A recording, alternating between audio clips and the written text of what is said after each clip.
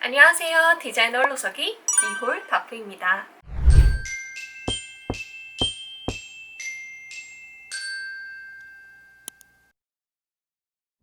홀로서기를 시작할 때 사업자 등록은 필수일까요? 결론부터 말씀드리면 사업자 등록은 선택이지 필수는 아니에요. 하지만 그 두 가지에 따른 차이는 있겠죠. 그래서 오늘은 각각의 특징과 장단점을 설명해 드릴 거예요. 오늘 이 영상을 보고 나시면 본인이 시작을 하는 데 있어서 어떤 선택을 해야 될지 딱 감이 오실 수 있다는 거. 그럼 같이 시작해 보도록 합시다. 홀로서기를 시작하는 데에는 4가지의 방법이 있어요. 첫 번째는 사업자 등록을 하지 않는 것, 두 번째는 간이 사업자 등록, 세 번째는 일반 사업자 등록, 네 번째는 법인 사업자 등록. 이렇게 사업자 종류만 3가지가 있습니다. 먼저 사업자 등록을 하지 않고 활동하는 경우를 말씀드릴게요. 사업자 등록이 되어 있지 않은 상태에서 내가 임금을 받으려면 사업주가 프리랜서 임금에 대한 소득 신고를 한 뒤에 원천세를 공제하고 남은 금액을 프리랜서에게 지급하게 됩니다. 원천세는 3.3%고요. 만약에 내가 10만 원을 받기로 돼 있다면 10만 원의 3.3%인 3,300원을 공제한 뒤에 96,700원을 사업주가 프리랜서에게 제공하게 되는 거예요. 말씀드렸듯이 이거는 회사에서 직접 신고를 해서 진행하는 거기 때문에 프리랜서에 우리가 따로 할 건 없는데, 다만 이제 프리랜서는 5월에 종합소득세 신고를 하게 되어 있거든요. 그때 결정된 종합소득세와 그때 당시에 냈었던 원천세 이 차액을 비교해서 추가 납부를 할 수도 있고 환급을 받으실 수도 있어요. 사업자가 없는 프리랜서의 경우 정말 중요한 게 있는데요. 바로 해촉증명서예요. 해촉증명서는 관합된 보험료를 돌려받기 위해 작성하는 서류로 건강보험공단에 제출을 하게 되는데요. 성함, 주민등록번호, 소속 재직기간 등으로 구성이 되어 있습니다. 프리랜서로 일하면 매달 일정한 소득이 아니라 단기적인 수익이 발생하는데, 국가에서는 이게 일정한 수익이라고 생각을 해서 그에 맞는 보험료를 측정하는 경우가 있어요. 예를 들면 내가 단기 프로젝트로 1개월에 500만 원짜리의 프로젝트를 했는데, 이게 마치 12달 내내 제가 500만 원을 받는 것처럼 생각을 해서 그에 맞는 건강보험료가 나올 수도 있다는 거죠. 그래서 이런 문제를 방지하거나 또는 해결하기 위해서 바로 이 해촉증명서를 작성해서 제출하게 되는 겁니다. 자, 이게 굉장히 중요하다는 걸 이제 아시겠죠?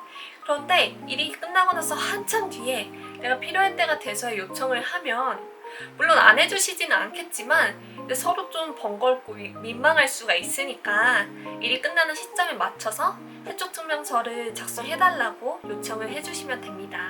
만약에 해촉증명서가 궁금하시면 양식은 그냥 인터넷에 검색만 하셔도 쉽게 찾으실 수 있어요. 사업자 등록을 하지 않은 경우의 장점은 비교적 세금에 대한 신경을 덜 써도 되고요. 단점은 사업자 등록을 한 분들보다는 신용 등급이 낮고 좀 전문성도 적어 보일 수가 있겠죠. 자, 사업자 등록을 하는 경우로 넘어가 볼게요. 영세 사업자, 1인 창업가, 소상공인 자영업자 모두들 이런 사업자에 해당이 되겠죠. 법인 사업자는 시작부터 흔한 경우는 아니어서 간이 사업자랑 일반 사업자 2개를 놓고 특징도 살펴보고 각각의 장단점을 비교해 보도록 할게요. 간이 사업자는 한 해 매출이 4,800만 원 미만인 사업자고요.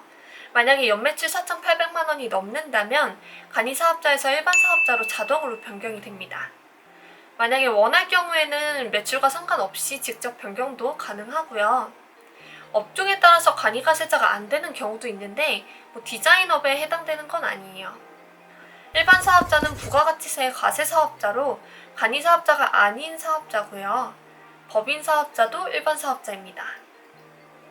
가장 큰 특징이 2가지가 있는데, 첫 번째는 간이사업자는 세금계산서 발행이 불가하고 일반 사업자는 세금계산서 발행이 가능하다는 거예요. 저는 이것 때문에 일반 사업자로 신청을 했거든요. 왜냐면 제가 첫 번째 일을 하던 거래처가 정부 창업 지원을 받고 있어서 이 세금계산서 발행이 꼭 돼야 되는 경우였어요. 그래서 저는 일반 사업자로 신청을 했습니다. 2번째 특징은 세율인데요. 간이 사업자 같은 경우에는 세율을 업종별 부가가치율 곱하기 10%로 측정을 하고 있어요. 그래서 2020년 기준으로 한 1.5에서 4% 정도의 세율이 나온다고 합니다. 즉, 간이사업자는 이 간일반 법인 중에서 세금이 가장 적다는 거예요. 그래서 처음 시작하는 사업자분들이 많이 선택하는 사업자입니다. 일반 사업자의 세율은 10%예요. 그런데 이게 매출 규모에 따라서 누진세가 적용돼서 최대 45% 정도가 된다고 합니다. 이것 때문에 일정 매출 이상이라면 법인으로 돌리는데요. 이건 제가 조금 뒤에 더 자세하게 설명을 할게요. 세 번째로 대금 지불. 간이사업자는 견적에 세금이 포함되어 있고 일반 사업자는 견적에서 부가세 10%를 따로 받아요.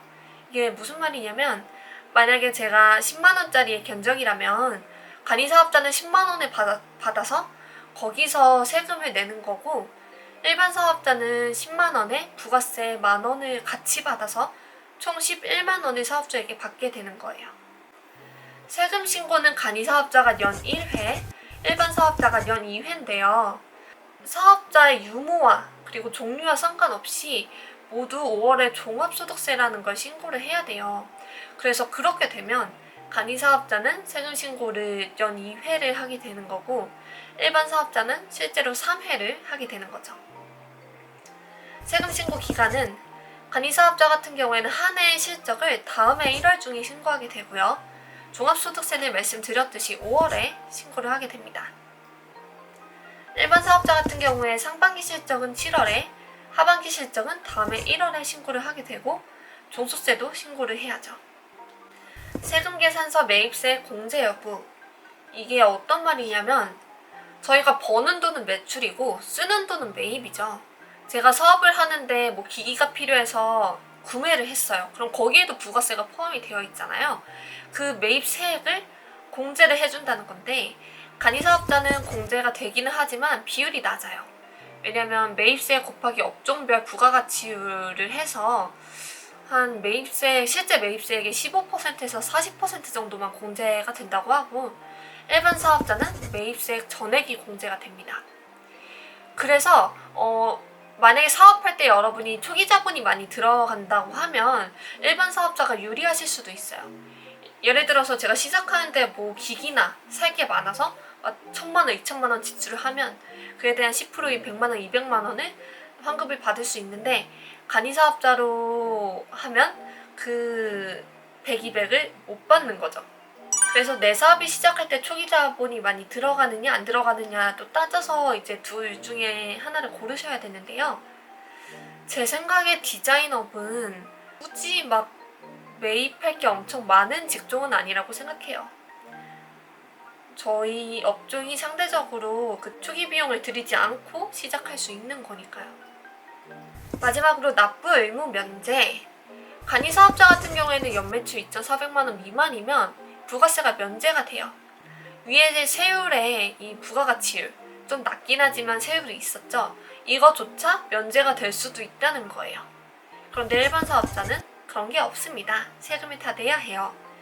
그래서 아무래도 간이사업자가 세금이 훨씬 더 적게 나오겠죠. 간이사업자와 일반 사업자의 장단점을 한 번 더 정리를 해볼게요. 간이사업자의 장점 첫 번째는 낮은 세율이 낮고 납부 면제도 가능하다. 그리고 두 번째는 부가세 신고가 한 번이다. 단점으로는 세금계산서 발행이 안 되고 매입세 공제율이 낮다. 일반 사업자의 장점 첫 번째는 세금계산서 발행이 가능하고 매입세 공제가 가능하다. 단점으로는 상대적으로 높은 세율과 부가가치세 신고가 2번이라는 거. 정리가 좀 되시나요? 추가로 알려드릴 게 있는데 안타깝게도 직원이 없는 1인 사업자의 경우에는 경비 처리가 굉장히 한정적이에요. 가장 궁금해하는 나의 식대가 비용 처리가 되지 않습니다.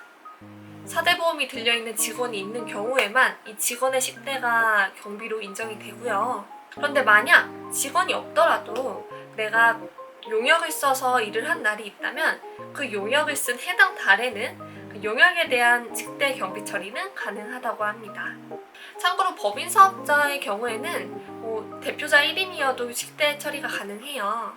기타 불공제 항목에 대해서는 잘 정리된 블로그가 있어서 제가 더보기란에 링크로 걸어둘게요. 자, 법인 사업자에 대해서도 간단히 말씀을 드릴게요. 아마 제 영상 보시는 분들은 거의 당장 법인 사업자로 사업 등록을 하실 분들은 없으실 거기는 해요. 법인은 주로 사업 규모가 커지게 되면 그 세율이 높아지기 때문에 전환을 하는 경우가 많거든요. 사업하시는 분들 말씀 들어보면 억 단위가 넘어가면 누진세율이 높아져서 전환을 하거나 따로 법인을 세우거나 한다라고 하시더라고요.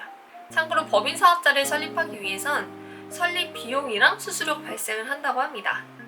그리고 법인 같은 경우에는 사무실 등록할 때도 이 사무실이 실제 사무실이 맞는지 확인을 하러 나온다고 하네요. 개인 사업자 같은 경우에는 따로 확인을 하러 나오시진 않아요. 또 개인이랑 다른 점은 개인은 순매출에 한해서는 다 내 거죠. 다 제가 가지면 되는데 법인은 정해진 월급 외에는 회사 돈이고 개인이 마음대로 사용을 할 수가 없어요. 그래서 이것 때문에 매출이 높아도 끝까지 법인이 아닌 개인으로 사업을 유지하시는 사업주분들도 계시기는 합니다. 하나 더 추가로 말씀을 드리자면 개인 사업자는 인감도장을 그냥 개인 거, 제 이름으로 신청을 할 수가 있고 법인 사업자는 그 법인명으로 도장을 파서 인감도장을 신청하셔야 됩니다. 이번 코로나로도 각종 지원이 많이 있었는데 이것도 사업자의 유무에 따라서 지원 방법과 금액이 다 달랐죠. 사업자가 없는 경우에는 특고 프리랜서 지원으로 신청을 해서 받으셨을 거고 사업자가 있는 경우에는 소상공인 신청으로 지원을 했어야 되는데요. 제가 평소에 프리랜서라고 계속 말을 하고 다녀가지고 제 주변 분들이 저한테 특고 신청했냐, 특고 받았냐 이런 질문을 진짜 많이 하셨거든요. 그런데 저는 사업자가 있기 때문에 소상공인으로 해당이 돼서 소상공인에 관한 걸 신청했고 또 받았고 그때 전에 제 브이로그 영상에 제가 신청했던 거랑 받았던 거를 다 담았었는데 궁금하신 분들은 이 위에 카드를 클릭하셔서 보시면 됩니다. 자, 사업자의 유무와 종류에 따라 이런 차이들이 있고 또 국가에서도 지원하는 게 다르기 때문에 여러분이 홀로서기를 시작하실 때 나에게 맞는 건 어떤 건지 판단을 하셔서 시작을 하시면 되겠습니다. 오늘 영상도 도움이 되셨나요? 그럼 다음 영상에선 사업자 등록 방법과 디자인 업종 코드 그리고 사업자 카드 등록 등등에 대해서 알아보도록 할게요. 이런 거 말고도 디자인 창업할 때 궁금한 게 있으시다면 댓글로 남겨주세요. 그럼 저희는 다음에 곧 뵙도록 하겠습니다. 안녕!